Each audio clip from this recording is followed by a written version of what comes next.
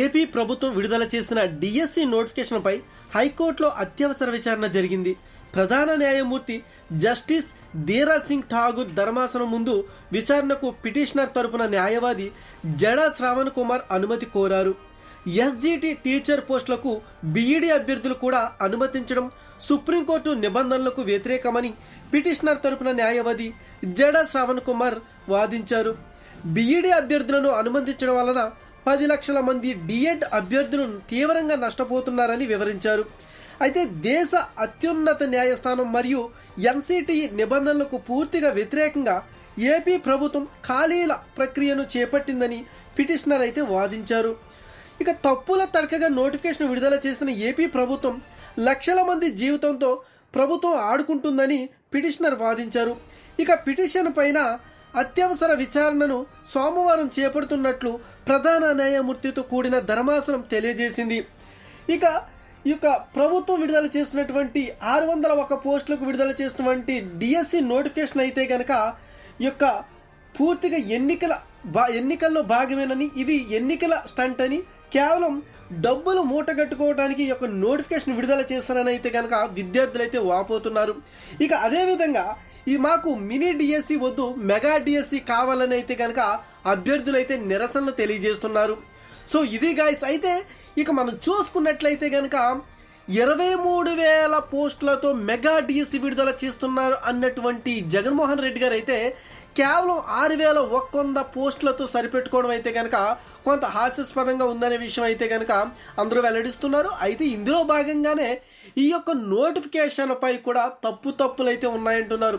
మనం చూసుకున్నట్లయితే కనుక డిఎస్సి నోటిఫికేషన్లో మొన్నటి వరకు రాష్ట్ర విధానాన్ని కూడా వివరంగా ఎక్కడ కూడా మనకైతే మెన్షన్ చేయలేదు.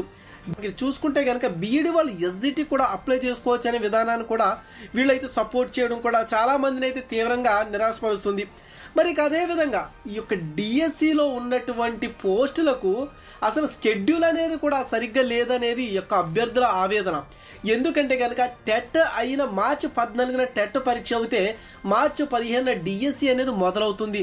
అయితే ఎవరు క్వాలిఫై అయ్యారు, ఎవరు క్వాలిఫై కాలేదు, ఎవరు అర్హులు కాదు అనేది తెలుసుకోవడానికే టైం సరిపోతుంది తప్ప ఇటు డిఎస్సి పరీక్షకు వచ్చేంత టైం మనకి ఎక్కడ ఉంటుంది అనేసి అయితే కనుక అభ్యర్థులు అయితే వాపోతున్నారు. మరి దీనిపై అయితే కనుక ఇలాంటి న్యాయపరమైన చిక్కులు ముడిపడి ఉన్నటువంటి ఈ డిఎస్సి నోటిఫికేషన్ 2024పై అయితే కనుక అత్యవసర విచారణ చేయబోతున్నట్లు సోమవారం అత్యవసర విచారణ చేయబోతున్నట్లయితే కనుక ప్రధాన న్యాయమూర్తి ధీరా సింగ్ ఠాగూర్ గారు అయితే కనుక చెప్పడం జరిగిందనమాట. సో ఇది గైస్. అయితే ఈ నేపథ్యంలో ఈ డిఎస్సి నోటిఫికేషన్ అయితే వాయిదా పడుతుంది, ఖచ్చితంగా వాయిదా పడుతుంది. పరీక్షలు జరిగే అవకాశం లేదు. రేపొద్దున్న సోమవారం రోజున హైకోర్టు ఇచ్చిన తీర్పు పైనే ఈ ప్రక్రియ అనేది ఆధారపడి ఉంటుందని అయితే మాత్రం చాలా మంది అభ్యర్థులు అయితే తెలియజేస్తున్నారు. ఏదేమైనప్పటికీ కానీ డిఎస్సి అభ్యర్థులు మాత్రం మీ ప్రిపరేషన్ మాత్రం ఎక్కడ ఆఫ్ చేయవద్దు.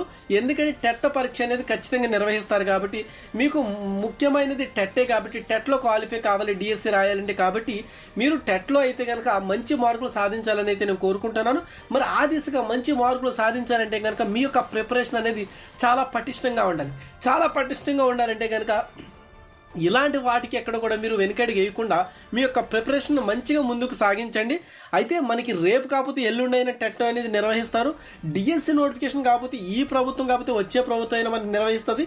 లేకపోతే వచ్చే ప్రభుత్వం ఒకవేళ మళ్ళీ ఇదే ప్రభుత్వం అయితే ఖచ్చితంగా డిఎస్సి నోటిఫికేషన్ అనేది అయితే ఎప్పుడు కూడా ఆపే ప్రసక్తి లేదు. ఖచ్చితంగా విడుదల చేయాలి. ఎందుకంటే 5 సంవత్సరాల నుంచి ఎటువంటి నోటిఫికేషన్ లేదు కాబట్టి ఖచ్చితంగా ఈ నోటిఫికేషన్ అనేది వస్తుంది. కాబట్టి డిఎస్సి అభ్యర్థులు అనేది ప్రిపరేషన్ చాలా పక్కాగా ప్లాన్ చేసుకోండి.